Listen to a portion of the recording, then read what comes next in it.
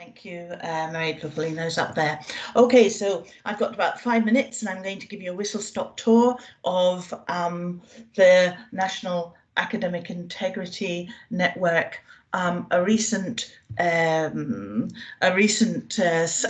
snapshot of some recent student focus groups that we ran in order to discuss with students what their perceptions were in terms of academic integrity, and some very interesting and useful perspectives came up. Mairead, yes, carry on. So there you'll see, Mairead, keep going. And the next one, right. Okay, so we have 3 working groups within the National Academic Integrity Network, and it's the 3rd one that we're going to focus on today. So I'd just like to acknowledge the role of Kevin, who is the outgoing chair of Working Group 3, and indeed our communications manager, Grania, who is also the working group convener. And Working Group 3, in short, is has worked over the last year on student-fronted communications to raise awareness with students on the issues involved in academic integrity, and to develop student-friendly and student-accessible communications through a very focused campaign. Thank you. Okay, so we carried out 3 focus group meetings.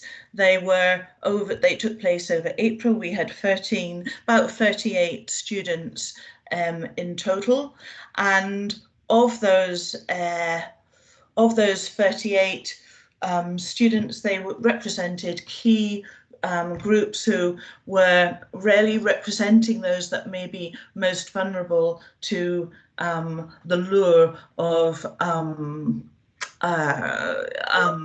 academic misconduct of certain types. So we had first-year students, we had final-year students, we had a range of international students, particularly those that whose first language wasn't English. We had postgraduate students, and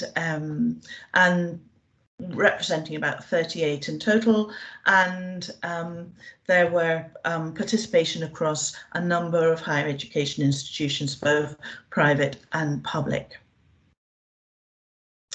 Thanks, Mairead. Okay, so there were a certain number of questions that were set to them, and we looked at those questions, and this is just to give you a certain taste of the type of answers that came through. So answers for this particular one, for this particular question, as you can see, they're good answers. Most students' real awareness of academic integrity was focused or limited really to plagiarism, and but many of them had said that they had looked up what it meant before they actually participated in the focus groups, and these were the types of comments that they came up with, and as you'll see, they're good comments. Yes, Marie, the next one. So the student perspective, what does the phrase contract cheating mean to you? And this really generated a lot of responses from students, not necessarily on that topic exactly, because of the 38 students, 7 said they'd never heard of it and they weren't sure what it meant. Some had a vague idea that it may mean getting somebody to help you, and others also knew that it was paying somebody to provide some sort of let's say, help to you. Others, it was noteworthy that all student groups saw regarding contract cheating that they wanted to see more action on their campuses and within their institutions. So when we talked about the activities that we had done, not least the All Your My Own Work video campaign, some students had seen it, not that many to be honest, of the focus groups, but they were aware that this was a day that contract cheating was and essay mills, etc., were around, and that they would like to have seen more activity on their campuses and by their institutions. Some indeed commented that other students actually in their faculties hire themselves out to help them on their assignments for a fee. The key points there, they're not necessarily defining what contract cheating meant to them, but they were interesting comments and they were quite prevalent across the 3 student focus groups. So the students absolutely said they would like more advice on where to go on campus in their institutions to get support, and they really wanted the emphasis from the institutions not to be on the punishments that were potentially going to be inflicted on the students who were proven to have engaged in academic misconduct, but rather on the supports that were available to them. And they also said those supports should be very accessible and they need to be constructive, positive, and, you know, continuous, as in always available.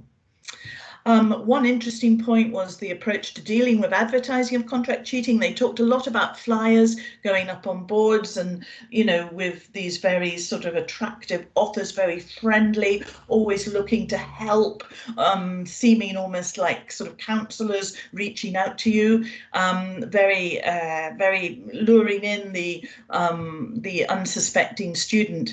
And they really talked about the need for an institutional approach to stop this advertising.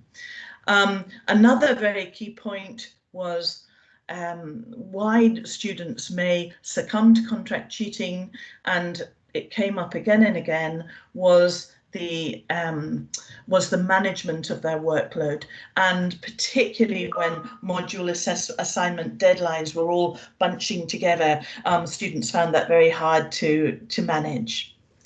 More training for lecturers on academic integrity so that there's a consistent institutional message. It didn't just depend on the individual. International students talked about intercultural training for staff, because so that they could understand where they were coming from, very different cultures where these types of these concepts were not necessarily quite the same.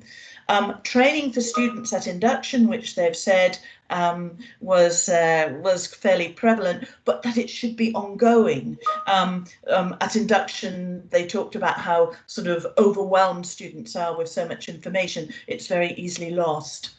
Appropriate language support for non-English first language users. International students said they may engage with peers and others to proofread their assignments and written work. They're not really meaning to cheat, but maybe it can overlap into sort of collusion. And consistent and timely application of policies regarding proven academic misconduct. There was a certain perception that in some cases, although the policies are there, they're rarely applied, and if they are applied, it may be months later. And I think one particular student said it's kind of a slap on the wrist more than anything else, so it wouldn't necessarily deter students from engaging in it. Okay, yes, please, Raid. Okay, so have you ever been approached by an essay mill? And I mean, there was no question. They say they are bombarded on social media with offers of help. And it's very easy for the unsuspecting student to get tied up with the people making these offers. They don't understand what these companies are, who these inverted commas people are. And as you can see, that quote there, it's just absolutely happening all the time. These companies are very clever at knowing how to access students, and through social media, particularly Instagram, Twitter, TikTok are very common methods. I just put this at the bottom bit there. It really relates to the assessment point again, but in one of the student focus groups, student raised the issue of, you know, that assessment somehow didn't seem sometimes to always be aligned to the teaching and learning approaches, and did not reflect also sort of authentic real world tasks. And that was perhaps a lever to sort of push students in the direction of academic misconduct as well. Mairead, the next one. What further information would you like to know more about these topics? If you were stressed, you know where you could go for help. Many students said emails don't work. There are just so many of them. We get completely overloaded and lost, and messages get lost in the number of emails. What they really stressed, and as I've already said, is that they don't want to be necessarily told and reminded again and again about the regulations and the potential penalties and punishments, but they want to know where they can go to access help. And they said that it would be really good if that can be kept, the students can be reminded of that again and again and again, so that it really almost makes it easier for them to go and find that help than to go off in another direction. Institutional support needs to be a constant message. They said no student set out with malice. This came up in all across the student focus groups, and perhaps there needed to be more sort of empathy and understanding about what constitutes the kind. What are the triggers that cause students to look for support, other assignment support elsewhere, and how institutions can support students as needed. And this could be through dialogue and discussion with the students. Librarians and counsellors were brought up. They were the most prevalent, where people said they were aware of institutional supports available to them. Mairead, yes, to carry on. So what have we learned? Okay, we've learned from these student focus groups that student understanding of academic integrity is mostly limited to plagiarism, and that's very useful to understand, because we can build on that. They liked the working group through campaign, particularly the video, my own work, but they felt the campaign hadn't managed to get through to certain key groups, or indeed to all the student groups. And the message very much was that it needs to go through institutions. Action by institutions must involve addressing the reasons why students may fall prey to essay mills or succumb to other forms of cheating. Student awareness, as we've already said, of institutional academic supports is key, and really needs to be communicated to students in a multifaceted way and on a continuous basis. And institutional staff need to have a consistent approach and understanding of academic integrity. Mairead, the next one. So moving forward, what are the messages for all of us, both in this context it's higher education, but obviously these messages relate right across the tertiary education field. Tackling this issue, tackling academic integrity, has to involve institutions working to address some of the reasons that students might cheat. It can't just be about telling students another thing they mustn't do or apportioning blame. Students want to be supported, not just told about the penalties. Future campaigns need to be student-owned, student-led. Institutional channels should be a key vehicle for this information.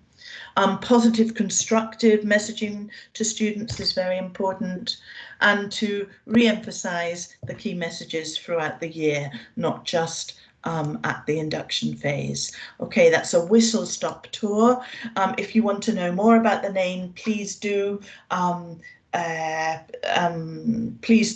look at our web pages. They're hosted on the QQI website. Thank you.